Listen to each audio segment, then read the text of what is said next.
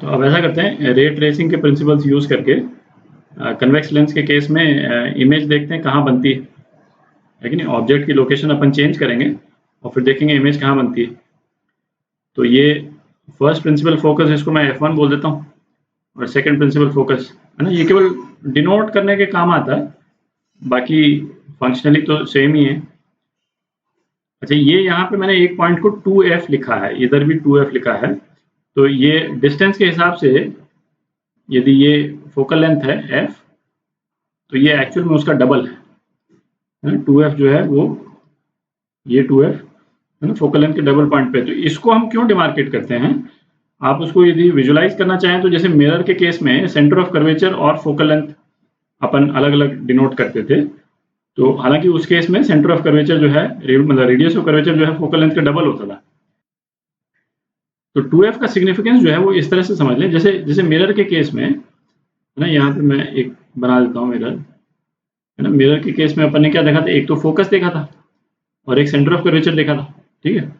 तो उस केस में क्या था कि जैसे सेंटर ऑफ कर्वेचर के इस तरफ जितने ऑब्जेक्ट्स होंगे उनकी इमेज जो है वो इस बीच में बनती थी, इसके और इसके बीच में बनती थी, और सेंटर ऑफ कर्वेचर और फोकस के बीच में जितने ऑब्जेक्ट होंगे, है ना, उनकी इमेज जो है वो यहाँ बनती थी, ठीक है।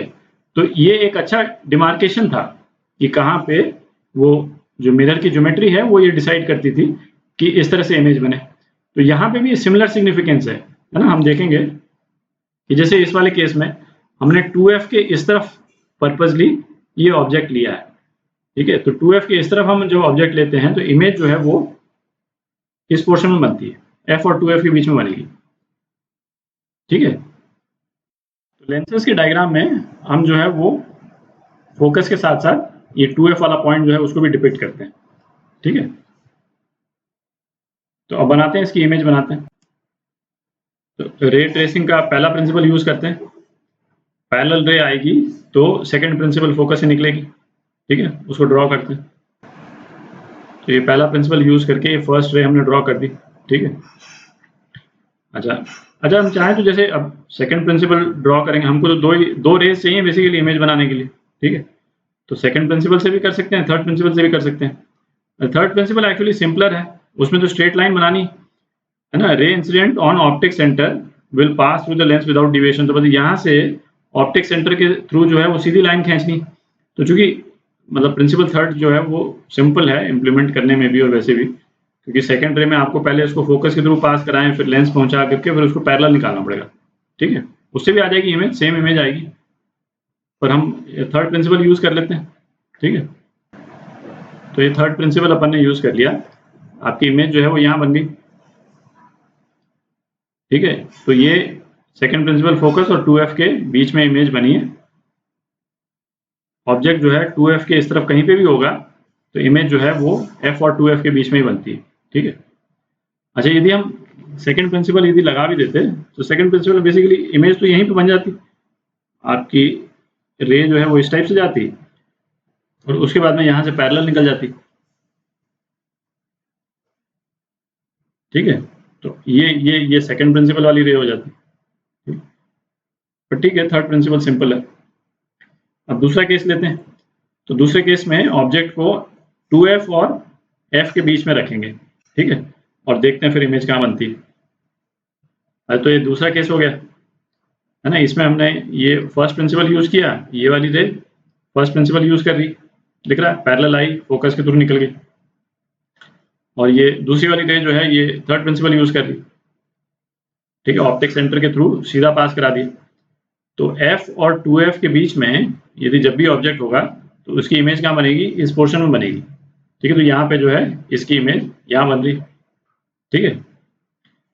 अच्छा, अब ऐसा करते हैं, ऑब्जेक्ट को एग्जैक्टली 2f पे लेते हैं, ठीक है, एग्जैक्ट 2f पे, तब देखते हैं इमेज कहाँ बनती। तो ऑब्जेक्ट को यहाँ पे एग्जैक्ट 2f पे अपन ने ले लिया, ठीक है। तो इमेज जो है वो सेम साइज की इमेज एग्जैक्ट 2f पे बन गई, ठीक है। तो ये फर्स्ट प्रिंसिपल अपन ने यूज किया इस वाली रे के लिए, और अगेन थर्ड प्रिंसिपल यूज किया इस वाली रे के लिए, ठीक है। तो इस वाले केस को थोड़ा स्टेप बाय स्टेप कर लेते हैं, है ना। ये फर्स्ट प्रिंसिपल यूज किया अपन ने, ये पहली रे बना ली, ठीक है। अच्छा, अब थर्ड प्रिंसिपल यूज करके सेकंड रे बना लेते हैं। ठीक है, ये वाला प्रिंसिपल यूज कर रहे हैं। तो इसमें अब आप देखें, ये जो दो रेज जो अपन ने बनाई दो प्रिंसिपल यूज करके, ये कन्वर्ज नहीं कर रही। ठीक है, ये रे इन दोनों के बीच में डिस्टेंस जो है बढ़ता जा रहा है। यहाँ पे डिस्टेंस कम था और यहाँ जो है ये डिस्टेंस बढ़ता जा रहा है। ये दोनों रेज डाइवर्ज कर रही, तो डाइवर्ज कर रही है, इसका मतलब वर्चुअल इमेज बन रही। तो इसका मतलब यहाँ से यदि अपन देखते हैं, है ना, यहाँ पे आई मैंने बना दिया, तो ये दोनों रेज किसी एक यहाँ पे किसी एक पॉइंट से आती हुई नजर आएगी। ठीक है, यहाँ पे किसी जो वर्चुअल इमेज वाला पॉइंट होगा। तो अब ऐसे करते हैं, इन दोनों रेज को पीछे की तरफ एक्सटेंड कर देते हैं और जहाँ पे मिलेगी वहाँ पे वर्चुअल इमेज जो है वो इस आई को दिखेगी। ठीक है, तो इस वाले केस में वर्चुअल इमेज बनती है और, है ना, इसका ओरिएंटेशन भी सेम रहता है। ये भी दिख रहा है आपको, जो ऑब्जेक्ट का ओरिएंटेशन है, ऑब्जेक्ट अपराइट है तो इमेज भी जो है अपराइट रहती है और वर्चुअल इमेज बनती है ना। तो ये फोकस और ये ऑप्टिक सेंटर के बीच में हम रखते हैं, यदि फोकस और लेंस के बीच में यदि हम रखते हैं बॉडी को, तो इसकी इमेज जो है वो वर्चुअल बनती है। ठीक है, तो अब जैसे ना, जैसे अलग अलग सिचुएशन में इमेज किस तरह से बन रही है कि नहीं, ये आपको मतलब वैसे ही एक थोड़ा सा ना याद रहना चाहिए। एक टेबुलर फॉर्मेट आप बना करके, है ना, सभी बुक्स में मिल जाएगा आपको। तो एक टेबुलर फॉर्मेट बना करके आप रखें अपने सामने उसको। ठीक है, उसको 2-3 बार देखिएगा तो वो बिल्कुल दिमाग में बैठ जाएगा। और प्रिंसिपल अपन ने यहाँ पे डिस्कस कर ही लिए। ठीक है, तो अब ऐसा करेंगे कि नेक्स्ट वीडियो में कनकेव लेंस के रे ट्रेसिंग के प्रिंसिपल्स देखेंगे और फिर उसके बाद में कनकेव लेंस में इमेज कैसे बनती है वो देखते हैं।